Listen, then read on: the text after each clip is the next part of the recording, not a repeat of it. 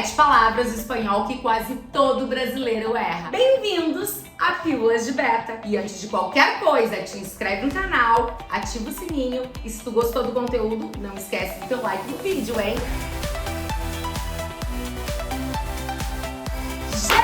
Gente, vamos começar com uma dupla dinâmica. Eu já começo com duas, assim, de cara. Sabe quando a gente fala no português abertura e fechamento? A abertura de tal coisa é tal horário, o fechamento é tal horário. Em espanhol, abertura e fechamento se fala apertura, não é com B, é com P. Apertura e cierre. Cierre, Beta! Sim, lindeza. Inclusive, fecha é data. Fechar é tipo marcar uma data. E fechamento? Gente, pelo amor da deusa, nem existe fechamento. Fechamento. Não, é fechación. Depois dessa super dupla dinâmica que a gente acabou de começar, a gente vai para qual palavra? Para obrigatório. Sabe no português, obrigatório, que a gente chegava durante a pandemia, inclusive, e tinha os cartazinhos, né? Uso obrigatório de máscaras. Em espanhol, obrigatório se fala obligatorio. Entonces, en la pandemia, não pandemia. Então, nos cartazes estaria escrito o quê? Uso obrigatório de mascarilla.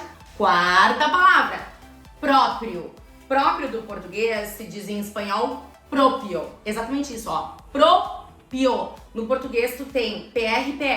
No espanhol não. No espanhol tu tem PR e depois só o PI. Gente, olha que interessante. Quando a gente procura a palavra próprio do português, escreve no Google, uma das perguntas que aparece com bastante frequência é: qual é o correto? Próprio ou próprio? E daí, claro, sempre tem alguém dizendo que, a forma correta em língua portuguesa é próprio. Mas vocês se deram conta que essa semelhança da nossa confusão tem a ver também com a língua espanhola, que é a nossa língua irmã? Vale a reflexão. Quinta palavra, pergunta. Oi? Pergunta, não é pergunta. ¿Tienes alguna pregunta? ¿Tienes alguna duda? Dímela. Sexta palavra, florestal. Florestal é no português, em espanhol é forestal. Forestal, ou seja, não tem flor, é E floresta? Floresta, o bosque. E sétima palavra, começo. Começo no português. No português a gente tem o verbo começar, certo? Que no espanhol pode ser tanto empezar quanto comenzar. Só que o substantivo começo do português, em espanhol sempre vai ser o quê? Comienzo.